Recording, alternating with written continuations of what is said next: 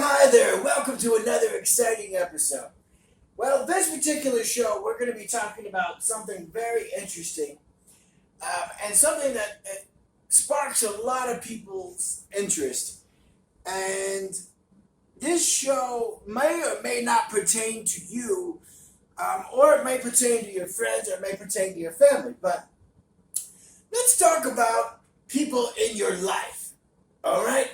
People in your life who may be toxic to you. Now, the word toxic, that means that you're allergic to it, that it doesn't agree with you well, that it's not made for you. And what we're going to be talking about is the toxic people in your life. So let's start off with this one. Let's take, for example, your friends. We'll just go down the list here. Do your so-called friends or family do drugs? Do they have tattoos? Do they drink? Do they party? Do they get tattoos? Do they give tattoos? Do they commit crimes and have criminal friends? Do they hang out with gang members, cult members, dark organizations, groups, illegal groups, underground groups, those off the radar groups? Do they hang out with any of those?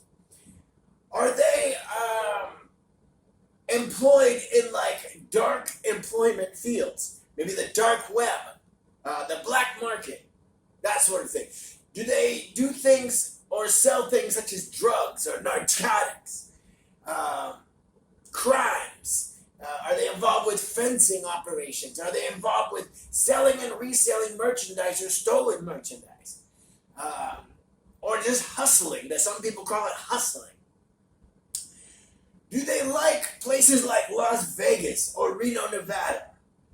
Are they like to gamble? Are they the kind of person who likes to gamble and smoke cigarettes? Do they smoke cigarettes? Are they master bullshitters? Are they master salesmen? Are they car salesmen? You know, the kind of guy who could sell a car to anybody, and even if they don't want to buy it, like my stepfather was. He's just a master bullshitter. He could talk his way in or out of anything. And they're AKA con men is really what they're, like the NSA or the government type of people, which is what they're doing today. Yeah, those kind of people. They can sell anything to anywhere. Do they use their cuteness and their cute appearance maybe to manipulate, to maneuver in situations where it best benefits them, so they can get their way? Are they skillful in manipulations? Are they good storytellers? Are they embedded? Do they have, like when they have conversations with you, are their manipulations embedded within the text of their conversation? Do they use double speak? Do they use words with double or triple meanings? Those are all con artists, salesmen, bullshitters, NSA, government agents. Those are Scientologists and those are cult members. They all like to use those word games or brainwashing games. An important one to know is, the manipulation's embedded within inside of a conversation. A lot of people will just be talking to you, and then they'll drop a little sentence in there, hint, and then they'll talk to you, drop another sentence. That's like embedding manipulations within their story, so they get their way ultimately. Do they have a skillful way of suggesting sex to you, such as subtle but constant repeating the subject within the text of a conversation? So like we're talking and blah, blah, blah, blah, this, blah, blah, blah, blah, oh, that, blah, blah, blah, blah, this. And every other word is something about this. So eventually your mind starts to go, okay, this person wants that. Do they constantly call or try to get in your life for personal reasons, and not to help you, but for personal reasons? These type of people are all known as toxic people. They're toxic friends and they're toxic family.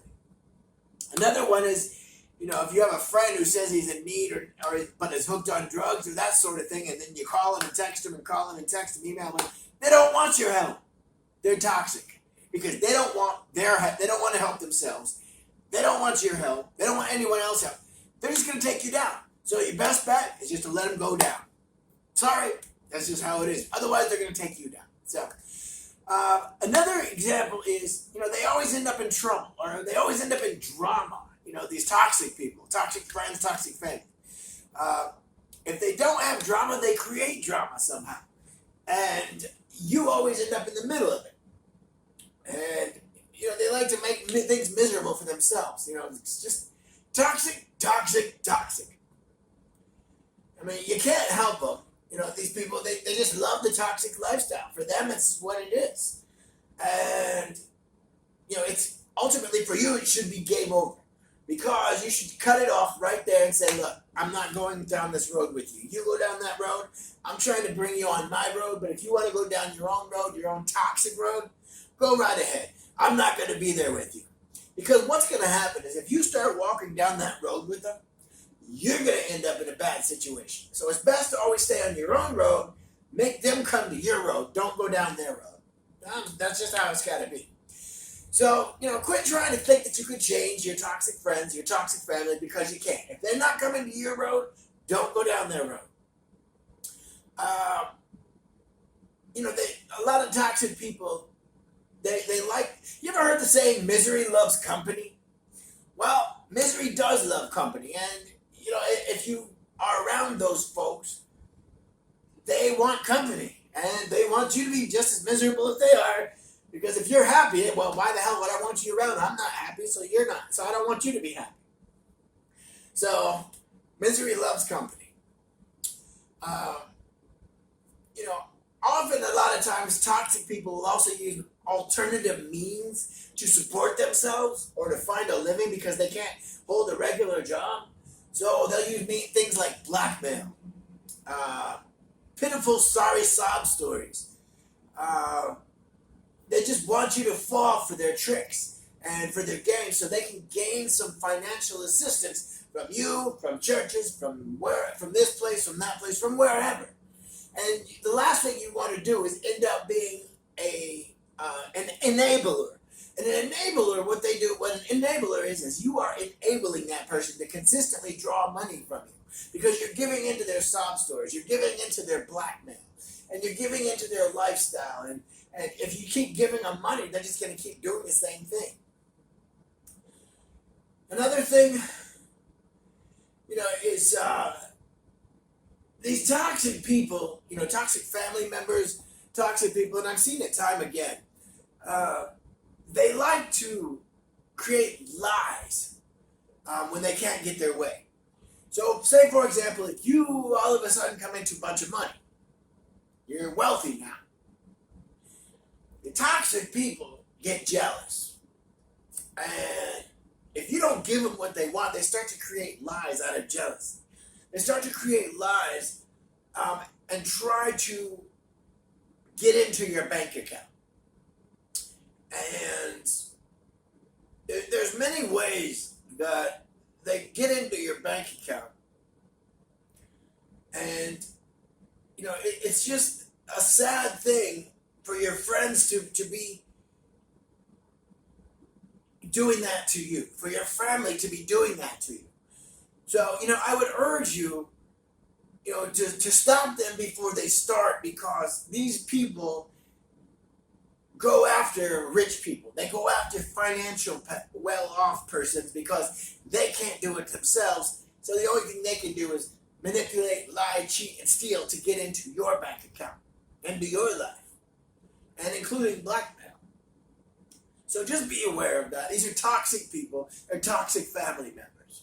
I've had it done to me quite a few times by different toxic so-called friends or so-called family. Try to blackmail me.